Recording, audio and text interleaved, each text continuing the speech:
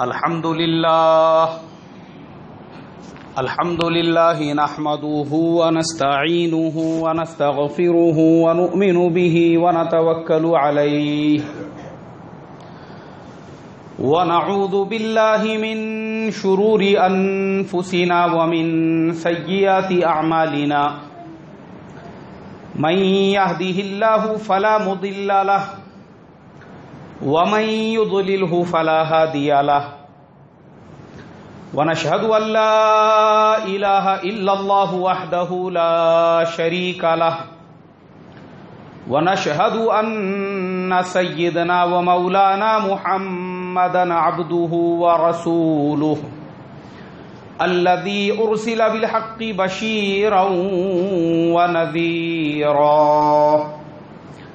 أما بعد فقد قال الله تبارك وتعالى أعوذ بالله من الشيطان الرجيم بسم الله الرحمن الرحيم واعبدوا الله ولا تشركوا به شيئا وبالوالدين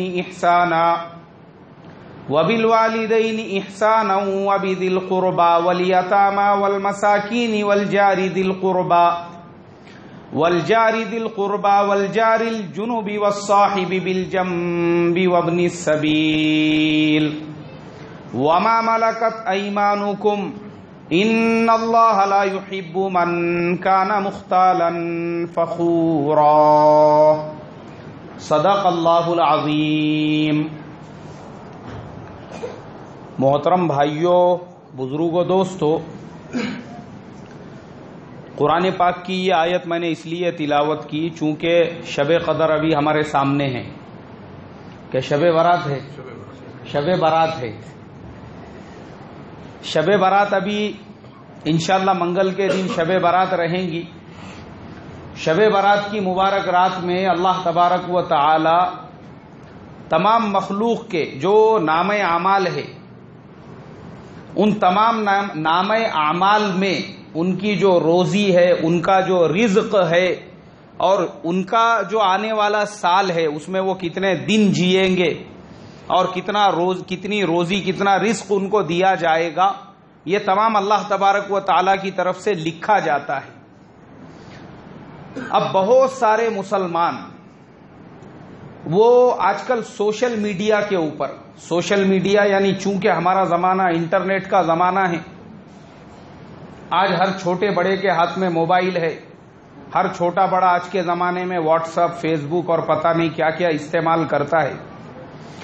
آج ہمارے زمانے میں ایسا ہو چکا ہے کہ لوگ وہ شب برات آنے سے پہلے ہی سوشل میڈیا کے اوپر ایک دوسرے سے معافی تلافی کرتے ہیں اور ایسے لوگوں کو بھی میسج کرتے ہیں جن کو جانتے نہیں، جن کو پہچانتے نہیں، بلا وجہ کے، یہاں تک کہ دور دور کے ملکوں میں، دور دور کے علاقوں میں لوگوں کو میسج کیا کر کے ان سے معافی تلافی کہ بھائی میرے سے اگر کوئی خطا ہو گئی، کوئی لغزش ہو گئی یا میں نے آپ کو کوئی تکلیف پہنچایا ہوں تو اللہ کے لیے معاف کر دینا، اس لیے کہ شب برات کی جو مبارک رات ہے اس میں نام اعمال دوبارہ سے نئے سے لکھا جائے گا۔ حالانکہ ہوتا یہ ہے کہ جو انسان سوشل میڈیا پر پوری دنیا سے معافی مانگ رہا ہے اس کے ذمے اس کے اپنے سگے ماں باپ کا حق باقی ہوتا ہے، سگے بھائیوں کا حق باقی ہوتا ہے، اپنی بہنوں کا حق ہوتا ہے، اور بہت ساری مرتبہ ایسا ہوتا ہے کہ جس دکان میں وہ اپنا کاروبار چلا رہا ہے وہ دکان اس نے کرائے سے لی ہوئی ہوتی ہے، 20 سال 25 سال ہو گئے، بعد میں اس پہ قبضہ ہو گیا۔ اور بعض مرتبہ ایسا ہوتا ہے کہ بہت سارے لوگ جس مکان میں رہتے ہیں وہ مکان مالک کا اس کے اوپر حق ہوتا ہے کہ کسی کا مکان کرائے سے لیے تھے، اب وہ مکان میں ایک 10 سال 15 سال 20 سال رہے، اس کے بعد میں اس کے اوپر ہی قبضہ کر کے بیٹھ گئے، تو آپ کے ذمے اپنے ماں باپ کا جو حق ہے، بھائیوں کا جو حق ہے، بہنوں کا جو حق ہے، پڑوسیوں کا جو حق ہے، رشتہ داروں کے جو حقوق ہے، اور کسی سے اگر آپ نے قرض لیا ہے یا دیا ہے یا معاملہ کیا ہے یا کسی کا گھر کرائے سے لیا ہے یا کسی کی دکان کرائے سے لی ہے، ان کا آپ کے اوپر کیا حق ہے وہ ادا کرنا ضروری ہے. خالی میسج چلانے سے معافی نہیں ہوتی، یاد رکھو. تو سب سے پہلے ہم کو یہ پتا ہونا چاہیے کہ ایک مسلمان پر کس کا کیا حق ہے. جو قرآن کی آیت میں نے تلاوت کی، سب سے پہلا حق تو اللہ کا حق ہے. کس کا حق ہے بھائی؟ سب سے پہلا کیا فرمایا اللہ نے؟ وَاعْبُدُوا اللَّهَ وَلَا تُشْرِكُوا بِهِ شَيْئًا. سب سے پہلا حق ایک اللہ کا حق ہے، اور اس اللہ کا حق یہ ہے کہ وہ اللہ ہم کو حکم دے رہا ہے کہ میرے علاوہ کسی دوسرے کی عبادت مت کرو، صرف ایک اللہ کی عبادت کرو. وَلَا تُشْرِكُوا بِهِ شَيْئًا، رتی برابر بھی اللہ کی ذات میں یا اللہ کی صفات میں کسی کو شامل حال مت کرو. یہ اللہ کا حق ہے. اب اگر ہم اللہ کے حق میں کسی اور کو شامل کر رہے ہیں، کسی اور سے بھی ہم منت مان رہے ہیں، کسی اور کا بھی ہم وسیلہ لگا رہے ہیں اللہ کی ذات کو چھوڑ کر، تو ہم شرک کر رہے ہیں. اور قرآن میں کہا وَلَا تُشْرِكُوا بِهِ شَيْئًا. اور پھر اللہ کا حق وَاعْبُدُوا اللَّهَ، اللہ کی عبادت کرو. اللہ نے فرمایا اللہ کی عبادت، اللہ کا جو حکم ہے، سب سے پہلے تو ایمان کہ ایک اللہ سے ہونے کا یقین ہمارے دل کے اندر پیدا ہو جائے، ایک اللہ کا یقین. اور اس کے بعد اس اللہ نے جو عبادت کا حکم دیا کہ بھئی اللہ کو راضی کرنا ہے، اس کے لیے نمازوں کا اہتمام. اللہ راضی ہوں گے نمازوں کے پڑھنے سے. اللہ کی عبادت کا دوسرا طریقہ، رمضان کا مبارک مہینہ اب ہمارے سامنے آنے والا ہے. اس مبارک مہینے کے اندر پورے مہینے کے روزے رکھنا یہ ہر مسلمان کے اوپر فرض ہے، عاقل بالغ مسلمان کے اوپر. پھر آپ صاحب نصاب ہے، مال ہے اگر آپ کے پاس جس کی مقدار نصاب کو پہنچتی ہے، تو پھر آپ کے اوپر ایک اور اللہ کا حق یہ ہے کہ سال میں ایک مرتبہ آپ کو حساب کر کے اس پورے مال کے 2.5% کی زکوٰۃ نکالنی پڑے گی. یہ بھی اللہ کا حق ہے. اور پھر اللہ کا حق، اگر آپ کے پاس میں اتنی استطاعت ہے، اتنی گنجائش ہے کہ آپ اپنے گھر والوں کو خرچ کے لیے پیسے وغیرہ دے کر بآسانی مکہ مکرمہ کا سفر کر کے حج کے پورے ارکان مکمل کر کے اپنے شہر کو واپس آ سکے، اور اس درمیان میں آپ کے گھر والوں کو کسی چیز اور کسی سے مانگنے کی ضرورت نہ پڑے، تو پھر آپ کے اوپر حج بھی فرض ہے. یہ سارے حقوق جو ہے اللہ تبارک و تعالیٰ کے حقوق ہے. اللہ نے پہلے 2 جملوں میں اپنا حق بیان کیا کہ اللہ کا کیا حق ہے. فرمایا وَاعْبُدُوا اللَّهَ وَلَا تُشْرِكُوا بِهِ شَيْئًا، اللہ کی عبادت کرو اور کسی کو شریک مت کرو. اور عبادت کا طریقہ بتا دیا. نماز اللہ کی عبادت کا ایک طریقہ ہے، روزہ اللہ کی رضا اور خوشنودی کا ایک طریقہ ہے، حج اور زکوٰۃ یہ اللہ تبارک و تعالیٰ کی عبادت کا ایک طریقہ ہے. ان طریقوں کے علاوہ مسلمانوں نے جو اپنے دل سے گھڑے ہوئے طریقے ہیں، اور ان طریقوں پہ عمل کر کے اگر مسلمان یہ سمجھ رہا ہے میں اللہ کی عبادت کر رہا ہوں، تو وہ شرک کر رہا ہے. ان سے ہٹ کے جو بھی طریقہ ہے، کوئی بھی طریقہ آپ لے لو اب یہ عبادتوں کے علاوہ، اور کوئی بھی طریقہ ہے جس طریقے سے اگر مسلمان عبادت کرے، جیسے مثال کے طور پر اللہ کی ذات کے علاوہ کسی شخصیت میں، کسی انسان میں، کسی بزرگ میں، ان کے اندر بھی طاقت کو تلاش کرے کہ نہیں ان کے کرنے سے بھی کچھ ہوتا ہے. اب ان کے نام کی اگر منت مان لے اللہ کو چھوڑ کر، تو اس مسلمان نے کیا کیا بھائی؟ شرک کیا. اس نے اللہ کو چھوڑ کر کسی سے بھی اگر یہ نیاز مانگتا ہے، منت مانگتا ہے، اس نے شرک کیا. تو اللہ کا حق یہ ہے وَاعْبُدُوا اللَّهَ، اللہ کی عبادت کرو، وَلَا تُشْرِكُوا بِهِ شَيْئًا وَبِالْوَالِدَيْنِ إِحْسَانًا. اب اس کے بعد بندوں کے حقوق بیان کیے. پتہ یہ چلا اللہ کے حق کے بعد اب مخلوق کے حقوق میں کسی انسان کے اوپر یا کسی مسلمان کے اوپر سب سے پہلا جو حق ہے وہ اس کے ماں باپ کا حق ہے. کس کا حق ہے بھائی؟ ماں باپ کا حق ہے. وَبِالْوَالِدَيْنِ إِحْسَانًا. اب ماں باپ کے حقوق بیان کیے، اور ماں باپ کے حقوق میں بھی اللہ کے پیارے حبیب صلی اللہ علیہ وسلم کی احادیث میں ہم کو ملے گا. کسی نے پوچھا اے اللہ کے نبی مجھ پر سب سے زیادہ کس کا حق ہے؟ آپ نے فرمایا تجھ پر سب سے زیادہ تیری ماں کا حق ہے. دوسری مرتبہ پوچھا تو آپ نے فرمایا ماں کا حق ہے. تیسری مرتبہ پوچھا تو آپ نے فرمایا ماں کا حق ہے. اور چوتھی مرتبہ جب پوچھا تب اللہ کے نبی نے فرمایا کہ اب تجھ پر تیرے باپ کا بھی حق ہے. پتا چلا کہ اللہ کے حقوق کے بعد سب سے بڑا حق ماں باپ کا، اور ماں باپ میں بھی سب سے بڑا حق بولو بھائی ماں کا، اور ماں کے بعد پھر باپ کا حق ہے. اب ہمارے زمانے کے جو نوجوان ہیں سوشل میڈیا پر پوری دنیا سے معافی مانگ رہے ہیں میسج کر کے، ان سے میں یہ سوال کرتا ہوں کہ کیا کبھی انہوں نے اپنے ماں باپ کے حقوق بھی ادا کیے؟ معافی مانگنا یہ بات کا مسئلہ ہے. معافی اسلام میں کب ہے؟ پہلے جس کا جو حق ہے وہ ادا کرنا پڑے گا آپ کو. وہ حق ادا کرو. معافی ابھی نہیں ہے، معافی بہت آگے کا اسٹیپ ہے. ماں باپ اگر زندے ہیں تو تم نے ماں باپ کے حقوق ادا کیے یا نہیں کیے؟ کیونکہ آج ہمارے زمانے میں سب سے زیادہ اگر کوئی پریشان ہے تو وہ ماں باپ ہے جو اپنی اولاد سے پریشان ہے. ہمارے زمانے کی اولادیں ماں باپ کا سننے کو تیار نہیں ہیں، ماں باپ کی فرما برداری کرنے کو تیار نہیں ہیں، اور بعض اولادیں تو اتنی ایڈوانس ہے وہ ماں باپ کے ساتھ میں رہنے کو بھی تیار نہیں ہے. ماں باپ بیچاری ماں وہ بچے کو LKG سے انگلی پکڑ کے اسکول کی بس تک لے کر جاتی، پھر وہ بچہ 10ویں پاس ہو جاتا، 12ویں پاس ہو جاتا، گریجویٹ ہو جاتا، اس کے بعد میں اس کو کوئی اچھی جاب لگ جاتی، نوکری سے لگ جاتا، اب وہ اپنے پیروں پہ کھڑے ہو جاتا، اب اس کے پاس میں انکم کے ریسورسز ہو جاتے، اس کی شادی ہو گئی.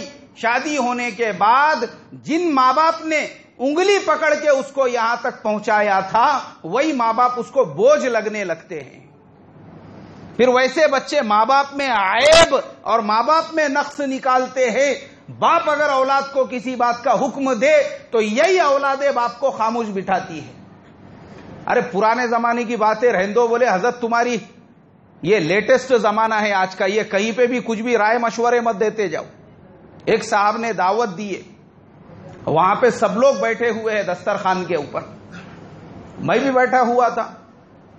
اب وہ جو صاحب کھانا برت رہے تھے ان کے والد صاحب آئے اندر سے، اور والد صاحب آنے کے بعد میں انہوں نے اپنے ہاتھ میں ایک کٹورا لے لیے سالن کا. ارے بھائی آپ لو، ارے بھائی ارے آپ لو، امام صاحب آپ لو بول کے ایسا آئے وہ. تو وہ بیٹے کو غصہ آ گیا، کیونکہ وہ جتنے لوگ بیٹھے ہوئے تھے وہ سب ہائی فائی کروڑ پتی لوگ تھے. اس نے وہیں پہ چلانا شروع کیا، ارے تم بیٹھتے جاؤ. بولے ابا اندر بیٹھتے جاؤ نا، جب تم کو سمجھتا نہیں کچھ نہیں کائے کے واسطے آئے بولے تم یہاں پہ؟ ارے بیٹھو نا تمہارا اندر بیٹھو بولے. وہ باپ کو شرمندہ کیا اتنے لوگوں کے سامنے. تو میں نے کہا اس سے، میں نے کہا دیکھو بھائی یہ آپ کا طریقہ غلط ہے. آپ کے والد صاحب ہے، آپ کے گھر کے نوکر نہیں ہے، آپ کے گاڑی کے ڈرائیور نہیں ہے، آپ کے بلڈنگ کے واچ مین نہیں ہے، آپ کے والد صاحب ہے. ارے بولے مولانا کتنے بار بولنے کا، ان کو کچھ سمجھتا نہیں، عقل نہیں بولے ایک پیسے کی بھی. آپ نہ چوب آتے بولے کھیڑ گٹا پنا کرتے رہتے یہاں کے بیچ بیچ میں. میں نے وہ لقمہ چھوڑ دیا. میں نے کہا بھائی جس گھر کے اندر اور جس دسترخوان کے اوپر باپ کی عزت نہ ہو وہاں پہ کھانا، یہ بھی میں نے کہا ہمارے لیے ذلت کی بات ہے. ارے بھائی تو تیرے باپ کی عزت نہیں کر رہا ہے، ہمارے جیسوں کو تیرے جیسے کہ عزت سے کوئی ایکسپیکٹیشن اور امید نہیں ہے، یہ تیرا کھانا تجھے مبارک. تو آج کے زمانے میں سب سے پہلا حق، اور یہ جتنے سوشل میڈیا پہ بیٹھے ہوئے دیڑ شانے ہیں ان میں سے اکثریت تمہارے کو انہی لوگوں کی ملیں گی جو اپنے ماں باپ کو پرانا لگیج سمجھتے ہیں، جو اپنے ماں باپ کو کم عقل، اپنے آپ کو زیادہ ہوشیار سمجھ کے پوری دنیا سے معافی مانگی جا رہی ہے، اور یہاں پہ ماں باپ کو ساتھ میں رکھنے کے واسطے میں تیار نہیں ہے۔ اکثر آج دیکھو مسلمانوں کا ماحول عام ہو چکا ہے، یہ نوجوان شادی ہونے کے 3 مہینے کے بعد، شادی ہونے کے 6 مہینے کے بعد فوراً نیا راستہ ڈھونڈنا شروع کر دیتے ہیں، ماں باپ کے ساتھ میں نہیں رہنے کا بولے۔ وہ یہ بھول جاتے ہیں کہ جن ماں باپ نے تم کو انگلی پکڑ کے ارے آج کمانے کے لائق بنایا تھا، اس امید سے کہ بیٹے اگر کمانے والے بن جائیں گے تو ہم سکون و اطمینان سے اللہ اللہ کریں گے، مگر وہ بیٹوں نے ماں باپ کو ایک ایک لقمے کے لیے محتاج بنا دیا۔ اللہ حفاظت فرمائے۔ تو قرآن میں فرمایا وَبِالْوَالِدَيْنِ احسانا، سب سے پہلا حق اللہ کے بعد اگر کسی کا ہے، کس کا حق ہے بھائی؟ وہ ماں باپ کا حق ہے۔ اور ماں باپ کے حقوق میں بھی فرمایا کہ سب سے پہلا حق کس کا ہے؟ ماں کا ہے۔ 3 مرتبہ ماں کا حق بتایا اور 4تھی مرتبہ باپ کا حق بیان کیا۔ اب ہمارے نوجوان، آج کے زمانے کے ڈیجیٹل نوجوان، یہ ہمارے نوجوان، ان کو ایسا لگتا ہے کہ بھائی ہماری جو بیوی ہے وہ ایک دم آج کل اینڈرائڈ کا ایک دم لیٹسٹ ورژن ہے، وہ ایک دم نیا ورژن مارکیٹ میں آیا ہوا ہے، اور ہماری ماں جو ہے وہ ونڈوز 98 ہے، وہ ایک دم پرانا ورژن، ایک دم پرانے زمانے کی۔ اب وہ ماں اگر وہ بیوی کے ساتھ میں کچھ بات کر رہی ہے، اس کو کچھ بول دی تو لڑائی جھگڑے شروع۔ اب وہ بیوی کیونکہ لیٹسٹ ورژن ہے، وہ اپنے شوہر کو یہ کہہ رہی ہے ارے تمہاری اماں کو سمجھاؤ، دیکھو تمہاری اماں کو کچھ عقل نہیں ہے، تمیز نہیں ہے، پڑھی لکھی بہو، اس کے ساتھ میں کیسا بیہیو کرنا چاہیے، کیسی بات کرنا چاہیے، میں پڑھی لکھی گریجویٹ ہائر ایجوکیٹڈ ہوں، تمہاری ماں وہی کھیڑے پاڑے کی اپنی بیچاری، اس کو کچھ سمجھتا نہیں کیسی بات کرنا۔ تو دیکھو ایسا رہیں گا نا، ہمارا جمنے والا نہیں ہے بولے۔ آج محترم بزرگوں یہ عام ہو چکا ہے ہمارے مسلمان سماج میں۔ تو اس کے لیے میں کہتا ہوں جو لوگ سوشل میڈیا پہ پوری دنیا سے معافی مانگ رہے ہیں، ارے مت مانگو معافی دنیا سے، پہلے جن کا حق ہے ان کا حق ادا کرو۔ تمہارے اوپر اللہ کے بعد سب سے پہلا حق کس کا ہے بھائی؟ ماں باپ کا حق ہے۔ وَبِالْوَالِدَيْنِ احسانا۔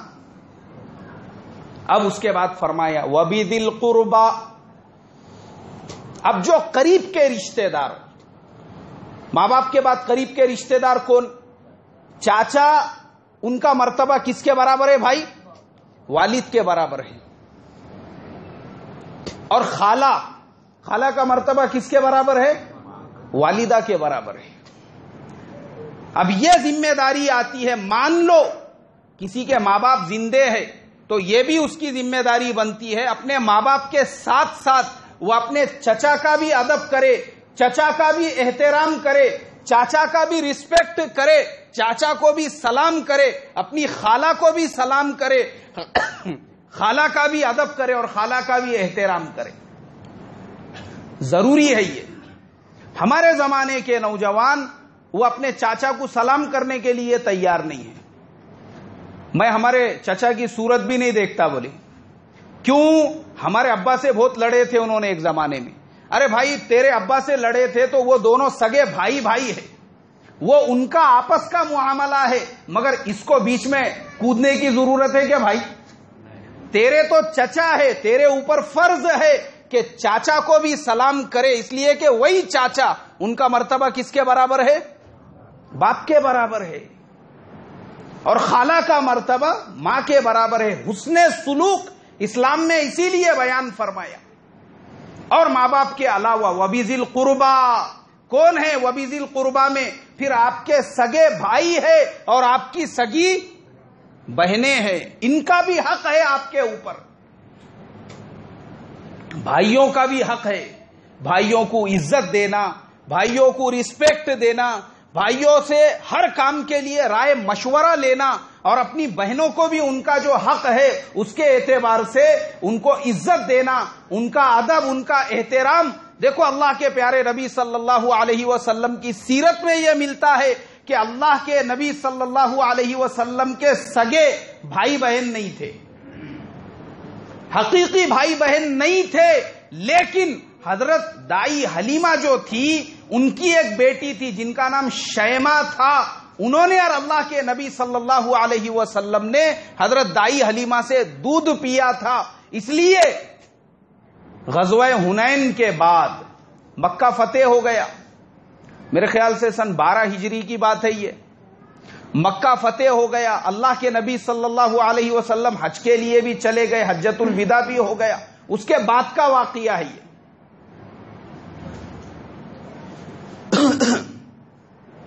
یا فتح مکہ کے بعد کا واقعہ ہے، حجۃ الوداع سے پہلے کا.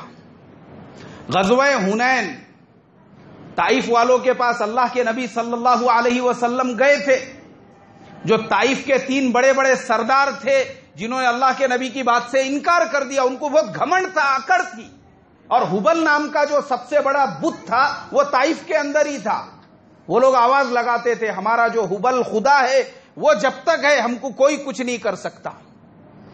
لیکن اللہ کے نبی صلی اللہ علیہ وسلم نے فتح مکہ کے بعد جب مکے کے سارے لوگ ایمان میں داخل ہو گئے، جن میں حضرت خالد ابن ولید رضی اللہ تعالی عنہ بھی تھے.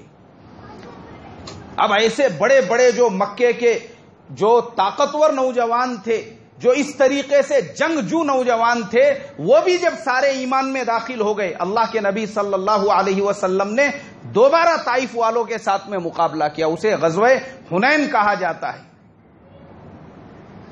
اور غزوہ حنین کے اندر پہلے مسلمانوں کو شکست تو ہو گئی، مسلمانوں کی تعداد بہت زیادہ تھی. قرآن میں آیت نازل کی اللہ تبارک و تعالی نے، اذ اعجبتکم کثرتکم، تمہارے اندر عجب پیدا ہو گیا اپنی زیادہ تعداد کو دیکھ کر. مطلب اب مسلمان اتنے ہو گئے تھے، ان کو لگا کہ ہم جہاں جائے وہاں کے علاقے کو ہم فتح کر سکتے ہیں. اللہ کو یہ بھی پسند نہیں ہے.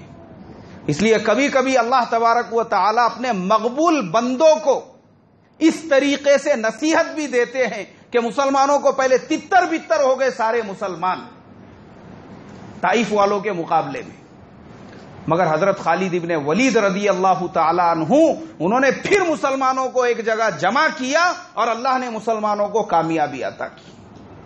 اب غزوہ حنین میں جو کامیابی مسلمانوں کو ملی، مکہ مکرمہ کے قریب ایک بستی ہے، اس کا نام جعرانہ ہے. جعرانہ، کبھی آپ لوگ حج یا عمرے کے لیے گئے تو جعرانہ سے ایک عمرہ ضرور کرنا، اللہ کے نبی کی سنت زندہ کرنے کی نیت سے. جعرانہ یہ طائف اور مکے کے بیچ میں ہے. وہاں پہ پورے خزانے جمع کیے گئے، سارے لوگوں میں تقسیم کیا گیا. اسی جگہ پر جو غلام تھے، جو باندیاں تھی، اب وہ بھی پکڑ میں آ گئی. ہزاروں کی تعداد میں مویشی تھے، بھیڑ بکریاں تھی، جانور تھے طائف والوں کے. اور وہی طائف تھا دائی حلیمہ کا گاؤں. اور ان کی بیٹی حضرت شیمہ رضی اللہ تعالی عنہا، اللہ کے نبی صلی اللہ علیہ وسلم کی خدمت میں ان کو پیش کیا گیا. اللہ کے پیارے حبیب صلی اللہ علیہ وسلم نے جب تحقیق کی تو پتا چلا کہ یہ حضرت شیمہ ہے. یہ کہتی ہے کہ اللہ کے نبی نے اور میں نے حضرت دائی حلیمہ کا دودھ پیا تھا. حضور نے پوچھا اس کی کوئی نشانی؟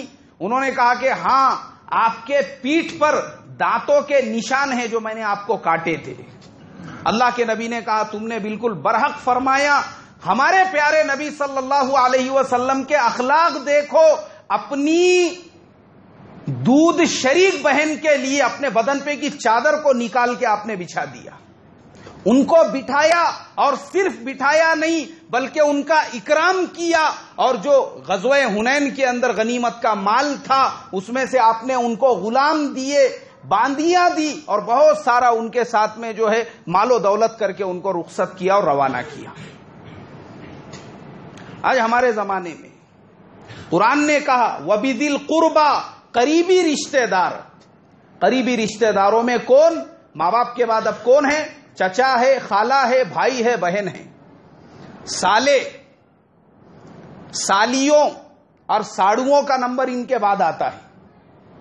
وَبِذِي ذِی الْقُرْبَى میں سب سے پہلے آئیں گے بھائی اور بہنیں۔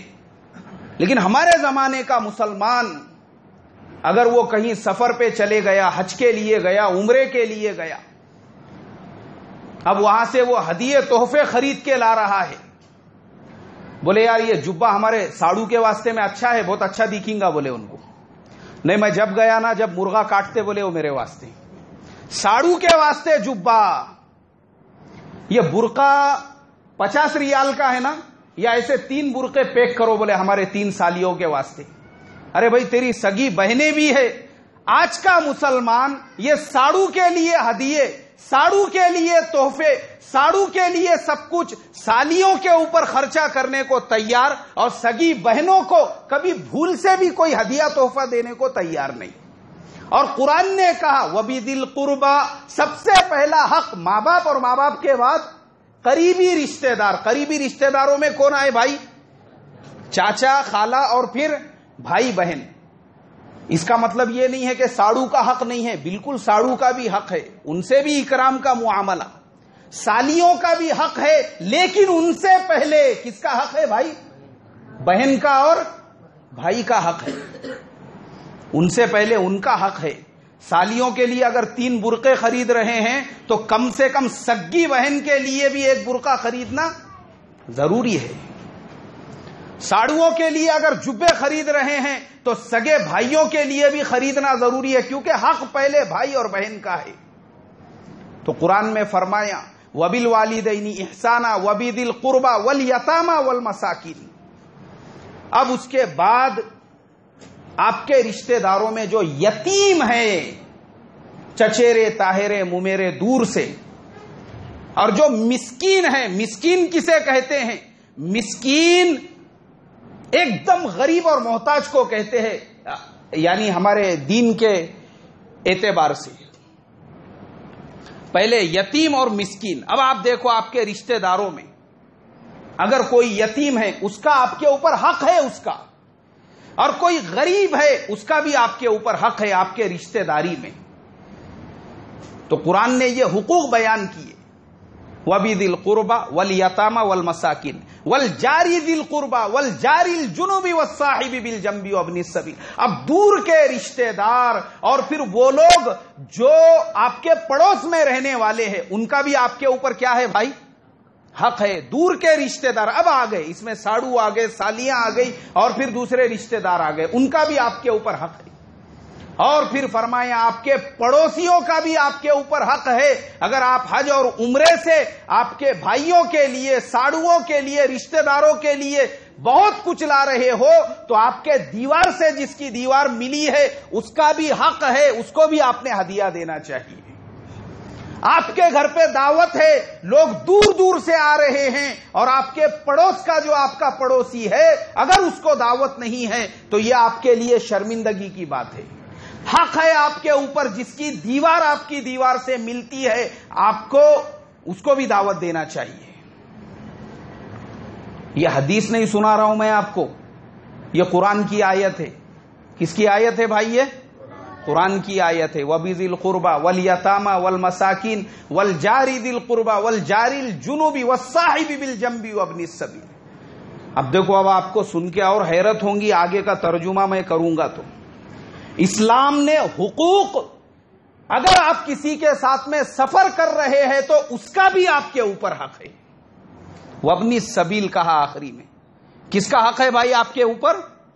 سفر کر رہے ہیں، ٹرین کے اندر ہے، آپ 3-4 لوگ مل کے سفر کر رہے ہیں، ایک اسٹیشن پہ اتر کے آپ اپنی اکیلے کی چائے لے کے پی رہے، وہاں کونے میں کھڑے رہ کے، اور باقی 3 بیچارے بیٹھے ہوئے ہیں ڈبے کے اندر، یہ حق تلفی ہے ان کی۔ سفر اگر آپ جتنے لوگوں کے ساتھ کر رہے ہیں ان کا بھی آپ کے اوپر حق ہے، یہ حقوق ہے یہ سب کے۔ تو اس کے لیے محترم بزرگوں، ہمارے نوجوان جو سوشل میڈیا کے اوپر خالی معافی مانگنے میں لگے ہوئے ہیں پوری دنیا سے، لیکن ان کو یہ حقوق پتہ نہیں ہے کہ پہلے حق ادا کرنا پڑے گا، معافی بعد میں ہے۔ معافی کب ہے بھائی؟ بعد میں ہے معافی، پہلے تو حق ادا کرنا پڑے گا۔ ماں باپ زندے ہیں، پہلے ان کا حق ادا کرو۔ بھائی بہن اگر زندے ہیں ان کا حق ادا کرو، پڑوسی اگر زندے ہیں ان کا حق ادا کرو، جن کے ساتھ سفر کر رہے ہو ان کا حق ادا کرو۔ معافی بعد میں ہے۔ معافی کب ہے؟ ماں باپ کا انتقال ہو گیا، والدہ کا انتقال ہو گیا، والد کا، اب معافی خالی زبان سے بولنے سے معافی نہیں ہوں گی، اس کا بھی طریقہ ہے۔ اللہ کے نبی صلی اللہ علیہ وسلم نے فرمایا اگر کسی کے والد کا انتقال ہو جاوے تو اسے چاہیے کہ اپنے والد کے رشتہ داروں کے ساتھ حسن سلوک کرے۔ اب اپنے چچا کو والد کا درجہ دینا پڑے گا اور ان کے ساتھ حسن سلوک کرنا پڑے گا تو والد کی معافی تلافی ہوں گی۔ یہاں تک اسلام نے حقوق لکھے کہ والد کے انتقال کے بعد والد کے جو دوست ہیں ان کا بھی اکرام کرنا پڑے گا۔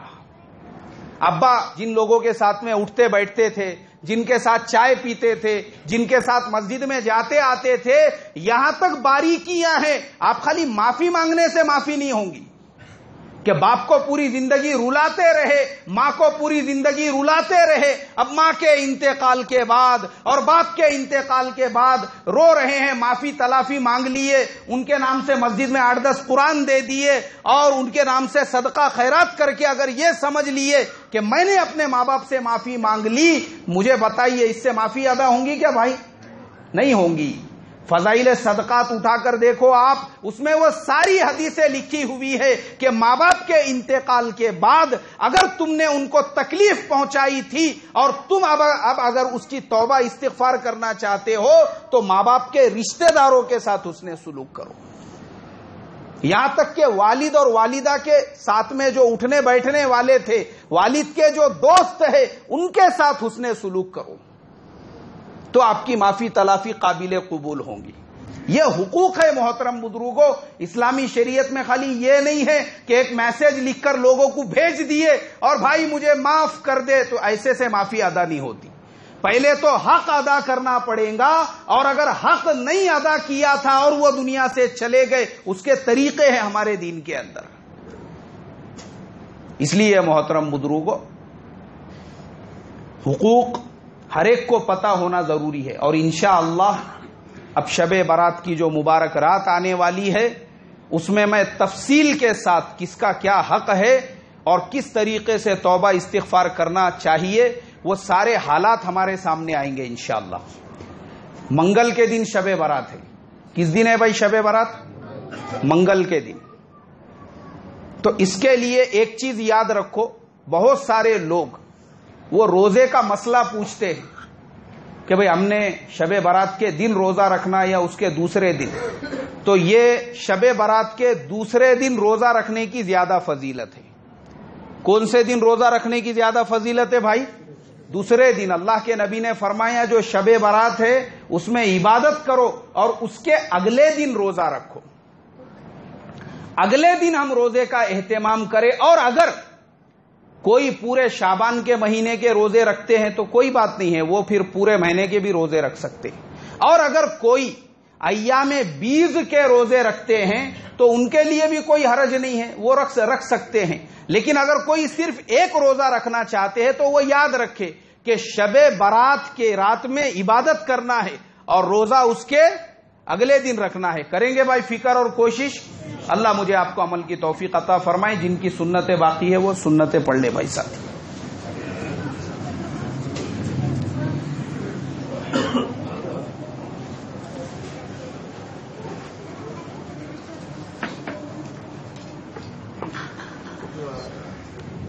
اور حاجی صاحب